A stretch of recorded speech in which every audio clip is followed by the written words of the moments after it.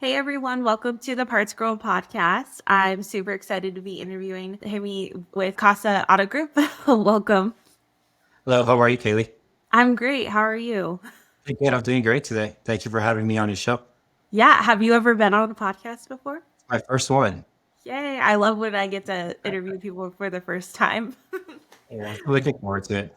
Yeah, it's going to be really fun. And as we were prepping for this interview, you let me know that you've been with CASA for 23 years. That's correct. I'm going on 23 years this June. Yeah, that's incredible. One, for people who aren't watching, he does not look like he's been in the car business for 23 years. So you look great. Thank you. Yeah, I started when I was 18 years old, straight out of high school, and just was looking for a job, and landed a job as a porter here, part time, and just made my way up from there. Worked your way up. And you guys have been growing as a group over the last few years. And that's kind of how we got to know each other because you guys acquired a long time existing client. So how has that been? Just been there for 23 years and just experienced the massive growth that you guys are going on. Yeah, so I took on this role as a fixed ops interim director, maybe actually 2 years ago. 2 years ago, February. So it's been exciting. We didn't have any of the additional stores that we have right now. My first year, they went ahead and launched basically Desert Suns. They took over that acquisition. So it's going to be a Toyota, Honda CDGR, and then also to a Chevy GM store. So Wow. that was all within the first year. So that was a little bit challenging for me to learn. Did learn a lot from it, good and bad. But it Uh-huh. was it was a good experience for me. I had to grow quick. I had no choice on that. Yeah. Sometimes those are the best experiences when you're just kind of thrown in and you just gotta figure it out. And so through that experience though, like what is some of the things that you do when you guys are acquiring new dealerships? Because honestly, that's like the when we're working with a dealership and they get acquired, I'm like, oh, they're gonna cancel. They don't know us. Like it's just like so I love that you guys kept that relationship. But what are Yeah. some of the things you look for when you guys are acquiring? Of course, the first thing is to build trust and rapport with all the employees and try to work on that relationship. Second of all, of course, is to look into expenses and see what tools are utilizing that we're not. Doesn't mean that it's bad or good, but maybe there's a good tool in there that we're not utilizing and we could take advantage of it with our other stores. Yeah, that's great. That's how that's how we came across it was last year when they acquired Borman Automotive Autoplex, and it Mhm. was a Mazda, a Ford, a Honda, and a Hyundai. And I started looking at the reports, and I noticed that their obsolescence was very low. I've never really seen one under 5%. So I started talking to Dan there, which he retired now, but he had nothing but good things to say about PartsEdge. So I was make sure that I learned about it. And there was a lot of good stuff in there. The reporting is very good on it. And I feel like that's the reason why they're at 5% on it. Yeah. Well, not to mention Dan was just like one of those parts managers that was like very much into the detail. He was the Oh, yeah. one, yeah. Always reaching out. Hey, why is this like this? Or hey, can you do this for me?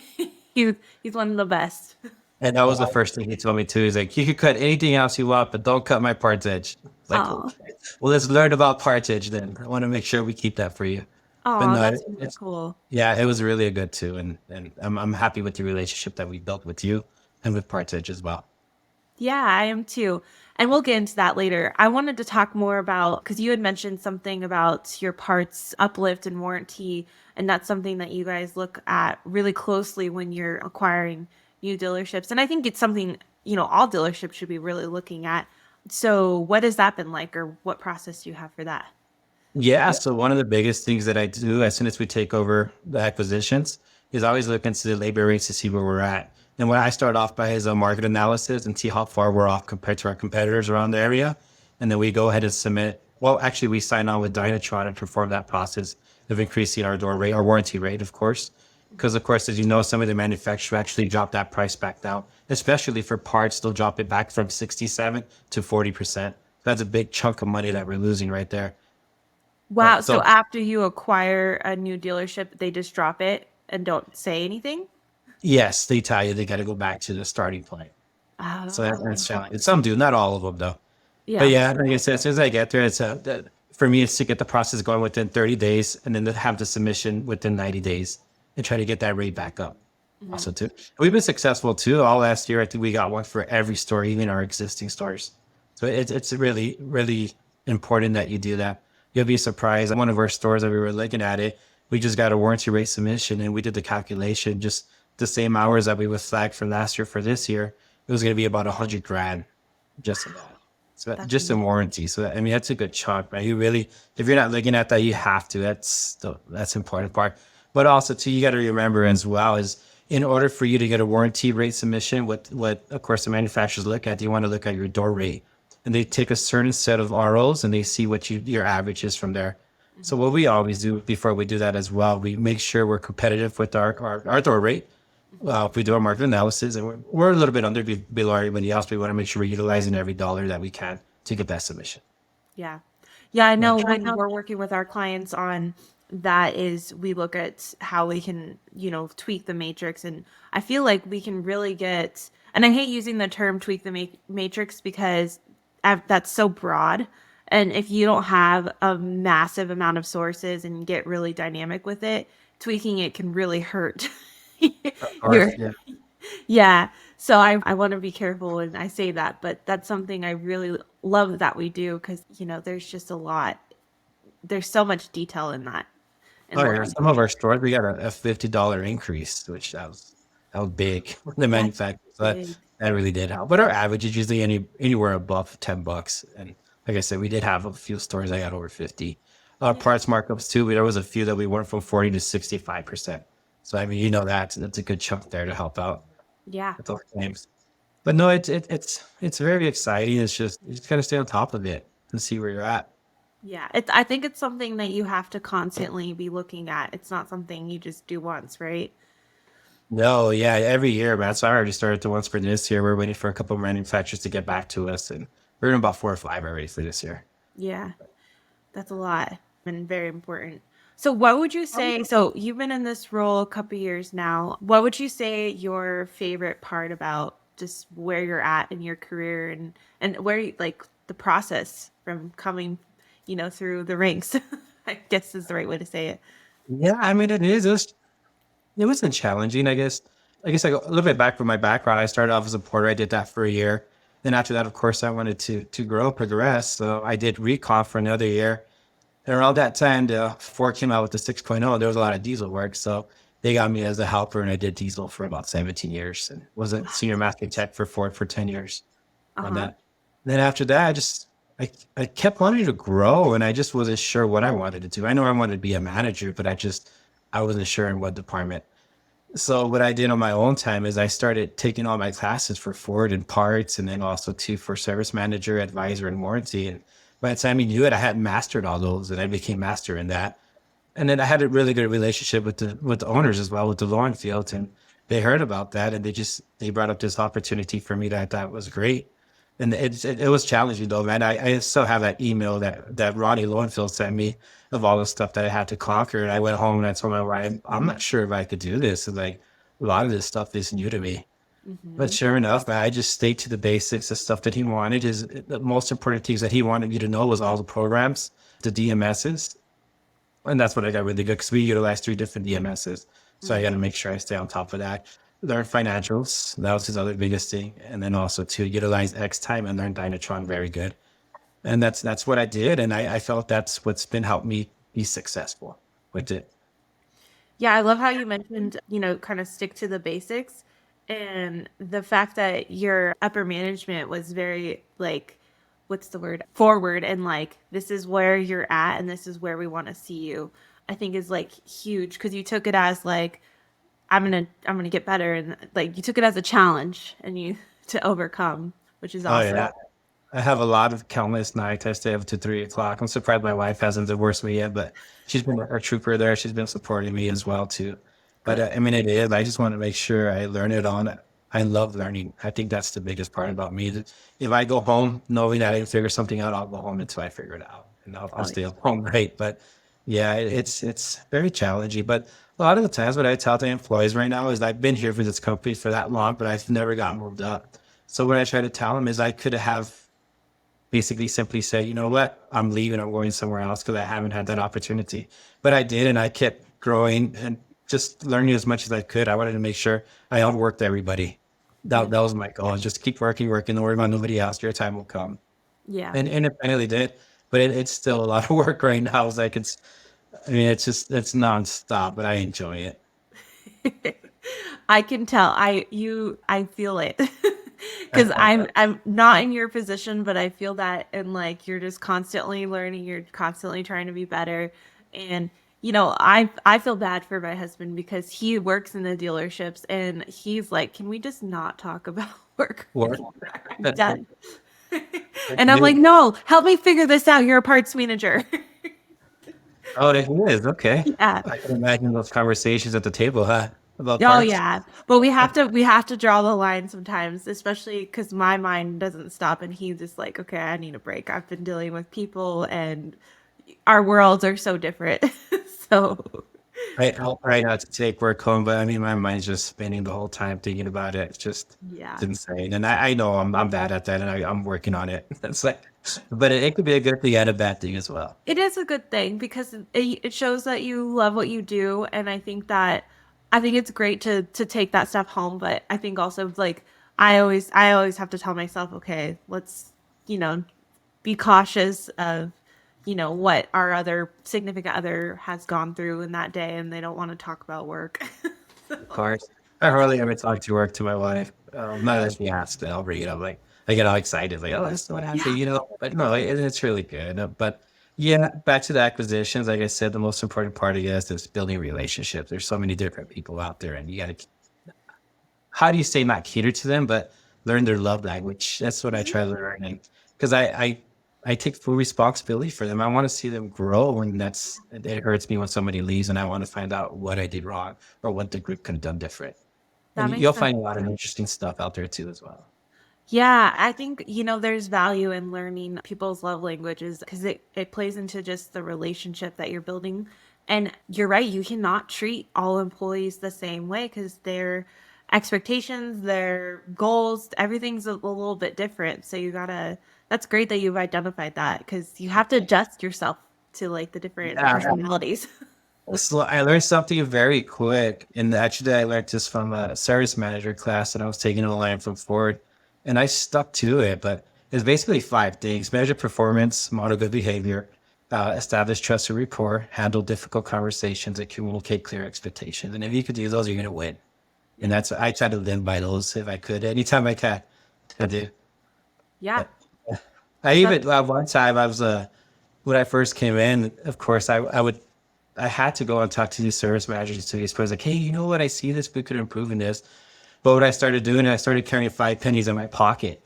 So every time I would say one good compliment, I would lose a penny over. It's like, okay, there I did my 5 things for the day. But I had to do that just to make sure that I wasn't coming in and just trying to change everything.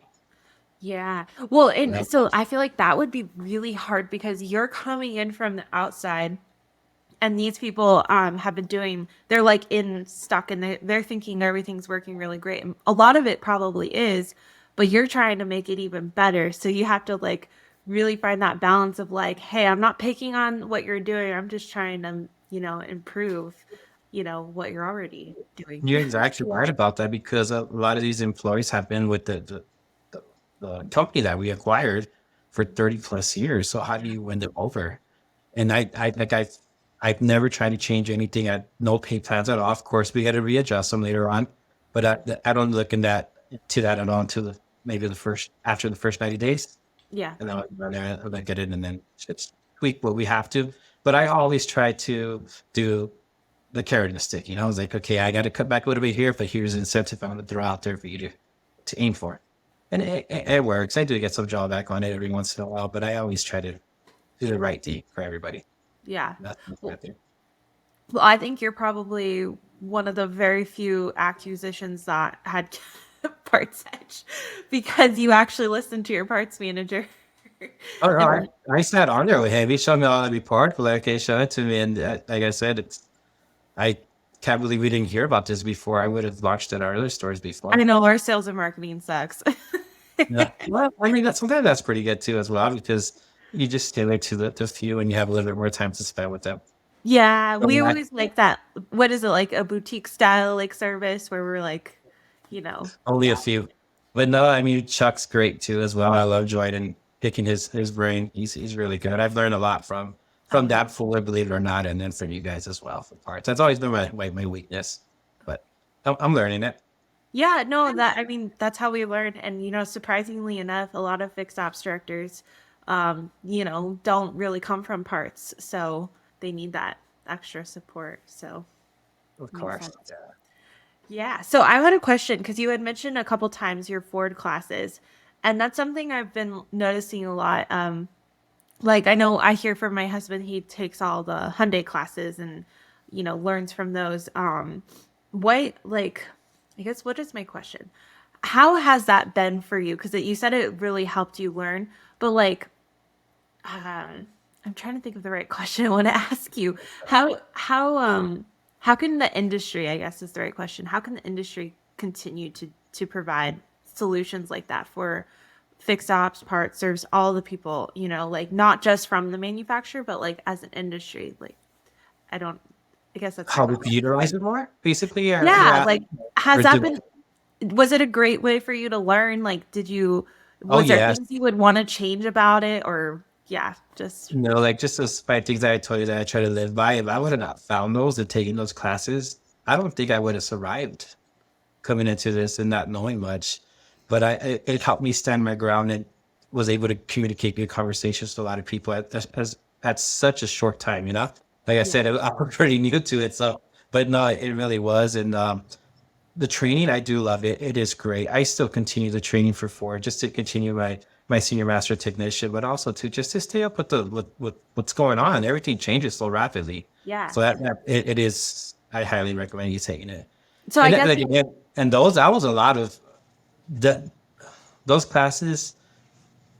The best way I could put it, I guess I didn't have to take them, but I wanted to learn. I wanted to learn how I could make my parts department easier for me to work as a technician. And then also too with my service managers, how could I build that relationship with them as well? And I also wanted to see how the service advisors were trained. What do they go through? What are they expected to do? Just where I could try to make their job easier and I could help them make my job easier as well. yeah. That was the importance for me. That's the reason why I did take them. But yeah, I even went in there for a couple of weekends and I sat in every one of those positions just to learn as I was a tech too as well. Wow. Okay. So it's not required is what I got from it. No, because And I wasn't in that position. I did it on my own. I wanted to yeah, learn. and it's available to you and the fact that because I always say this all the time, like we have to put ourselves in other people's shoes, but how can you do that? There's no possible way for you to work as a parts manager, work all the positions in your whole entire career. So the fact that you could go through this training and really like kind of live in their shoes is awesome that they have this available. So I think that helped me a lot to grow. I even went for a used car manager for a couple of weekends. I went in, I was hitting the appraisal's pretty good. Yeah. But it just didn't go. He told me, no, you got to start off as a salesperson. I just wanted to learn the position, because my heart has always been in reconditioning vehicles and used cars. I've always loved it. I always putting that dollar amount on the vehicle, see how close I was. And just, what I mean, in my head, just checking it out. I was like, okay, this car is going to need $1,000 in reconditioning and trying to put that number, see how close I came. And I always enjoyed that. I So bet that's now yeah, fun. now we have a centralized recon center, so that one's fun. So we're trying to put that together as well, and trying to build a car wash where we could basically centralize the car wash too as well. So it is fun. It's challenging. I get to do what I love. Oh, I that's really so exciting. I could see how that's a challenge and really fun too. And if you're part of like the all things used cars on Friday with the Clubhouse, I love joining that because I feel like used cars and parts are so like the terminology that is used. Obviously, it's not as exciting because you're not like acquiring or appraising a part, but it's very similar. I listen to that too on Friday or on Monday too as well. All things fixed ops as well. Yeah, used cars is very important for some of our stores. Some of the income is a third that comes out of that. So we got to make sure when used cars has a bad month, some of those stores spill it too as well. Yeah. And parts is really very much close with like used cars and how and the recon and all of that. It's all connected. Of course, everybody utilizes out of reconditioning vehicles, Yeah, benefit from it as well. absolutely. So I wanted to wrap up with a couple questions. Did I already ask you what you love most about what you do? What I love the most is working for the low end fields. Like I told them, my biggest goal is to get the fourth generation going. And also too, it's just going out there and talking to all the technicians and building their relationship with them and letting them know that I was a technician once and I know what they're going through and try to make things better for them as well. But the biggest part for me is probably trust and rapport, is building that with every employee.